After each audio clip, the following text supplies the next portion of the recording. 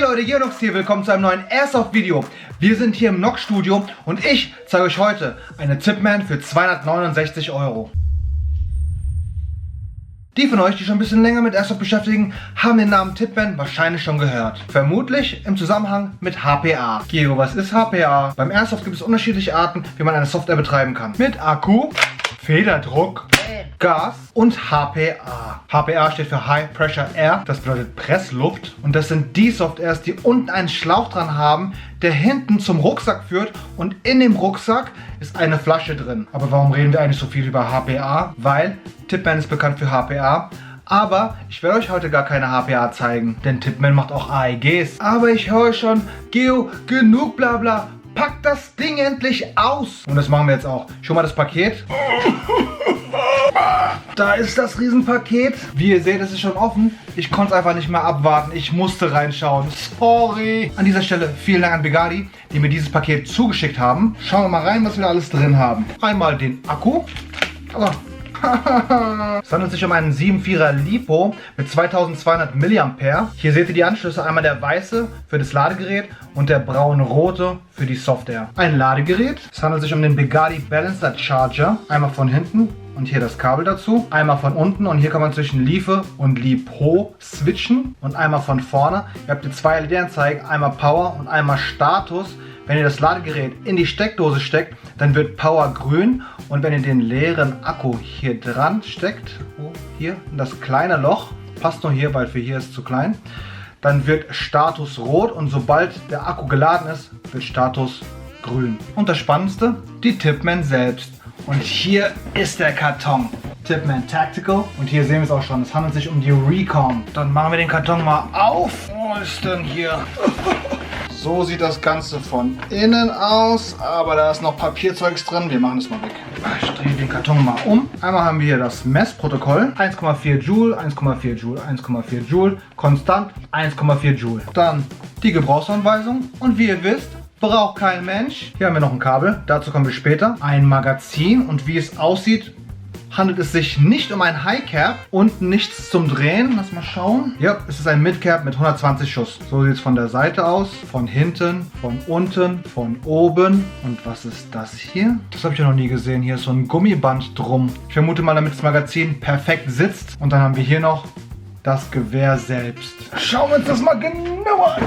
Es handelt sich um die Tipman Recon Carbine SIG in Tan. Das Ganze gibt es auch in schwarz. Von der Recon Serie gibt es drei Varianten. Einmal diese Carbine Variante, die ist am längsten. Dann die CQB Variante, die ist kürzer. Und die Shorty Variante, die ist am kürzesten. Unter der Recon Serie gibt es noch die Commando Serie. Ein Unterschied zwischen der Recon Serie und der Commando Serie ist, dass die Recon Serie ein MOSFET hat. Wer ist denn das? Wer ist dann das? Ja, hallo? Wie schaffst du es eigentlich immer, mein Video zu bomben? Du kannst es nicht bearbeiten. Warte mal kurz. Mach dich mal auf laut. Wo bist du gerade? Ob es bei mir regnet? Ich bin hier im Nox-Studio. Ich weiß nicht, ob es regnet. Also hier drinnen regnet es nicht. You're so funny. You're so funny like a Knödel von Funny. Ja, ich mache hier gleich fertig. Und dann können wir was eating. Was gibt's denn zu essen? Ich wollte grillen, deshalb frage ich, ob es regnet. Grillen. Ich weiß nicht, ob es grillt. Ich weiß nicht, ob es grillt. Ich weiß nicht, ob es regnet. Wenn es nicht regnet, dann können wir grillen. Und wenn es regnet, dann können wir auch grillen. Okay, bis gleich. Okay, bis gleich. Okay. Ciao. Tschüss. Die Kati. Wir haben die Tipman Markings. Tipman Tactical, Kaliber 6 mm, Recon. Tipman Tactical Fort Wayne. Wir haben die Flip-Up Sights. Und hier Polymer, Polymer, Polymer, Metall, Polymer, eine durchgehende Rail, Metall, Metall, gummiert. Erster Eindruck, sehr wertig und besonders das Metall hier vorne gefällt mir sehr gut. Der Griff liegt sehr gut in der Hand. Mag Release. Aber was nutzt uns das Mag Release, wenn kein Mag drin ist? Mag rein. Oh, das sitzt sehr gut. Liegt es am Gummi? Ich weiß es nicht. Aber kein Wackeln. Und Mag raus. Die Schulterstütze ist einstellbar. Lasst mal schauen, wie viele Stufen. 1, 2, 3, 4, 5. Ja, das war's. 2 von 3 Highlights habe ich schon erwähnt. Einmal, dass hier kein High Cap zum Aufdrehen, sondern ein Mid Cap dabei ist. Finde ich persönlich viel besser. Das in der Recon Serie verbaute MOSFET, was in der Commando-Serie nicht drin ist. Und das dritte Highlight, was mir besonders gefällt, verbirgt sich hier drin, nämlich das Federschnellwechselsystem. Hinten den Stock aufmachen, innen die Schraube lösen, Stock ab, noch eine Schraube lösen und die Feder wechseln. Ich habe hier unten gerade eine kleine Imbusschraube entdeckt. Lass mal aufmachen, weil mich interessiert, ob ich hier einen Tracer drauf machen kann. Ja, 14 mm Gewinde. Hier haben wir den Tracer. Vorsichtig draufschrauben. Oh, passt wie angegossen. Wollt ihr es sehen? Wollt ihr es sehen? Schauen, schauen, schauen. Oh, damn. Das sieht mal richtig brutal aus. Viele, viele kleine Sachen, die mir dran gefallen. Tracer wieder ab. Ich würde sagen, wir packen mal einen Akku dran und testen das Gewehr. Hier hinten seht ihr das. Und auf der anderen Seite auch. Einmal drücken. Und dann kommt das hier ab. Jetzt kann es sein, dass ihr einen Akku bestellt, den Akku hier dran machen wollt und siehe da, passt nix. Warum passt nix? Anderer Anschluss, aber gar kein Problem. Wisst ihr noch das Kabel, was ich euch vorhin gezeigt habe? Das hier, was dabei war bei der Waffe. Das Kabel, das macht ihr jetzt einfach hier dran. So wie hier. Zack.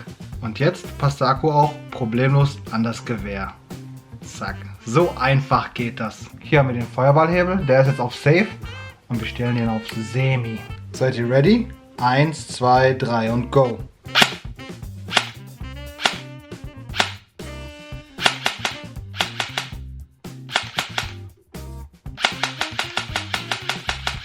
Das Teil knallt ordentlich. Wir haben hier außer Safe und Semi auch noch Full Auto.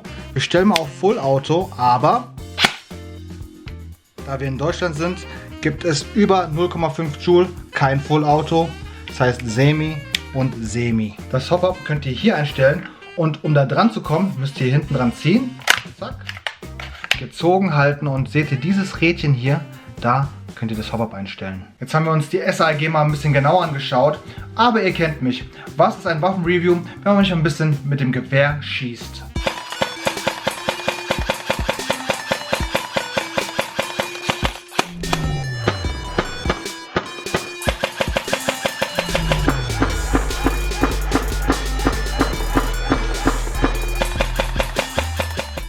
Fazit zum Gewehr, es macht einen sehr wertigen Eindruck. Was mir sehr gut gefällt, ist der Griff, der sehr gut in der Hand liegt. Das Metall, dass ich problemlos einen Tracer befestigen kann. Dass ein Midcap statt einem Highcap dabei ist. Dass ein MOSFET drin ist. Und das Federschnellwechselsystem. Und das Ganze gibt es bei Begadi in schwarz oder Tan für 269 €. Link unten in der Infobox. Das war's mit dem Video für heute. Wenn es euch gefallen hat, dann lasst doch gerne einen Daumen hoch da. Ich hoffe, diese Videos helfen euch beim Airsoft-Einstieg oder bei der Wahl der ersten Tipman. Ich packe jetzt die ganzen Sachen weg und wir sehen uns beim nächsten Mal. Bis dann. Ciao, ciao.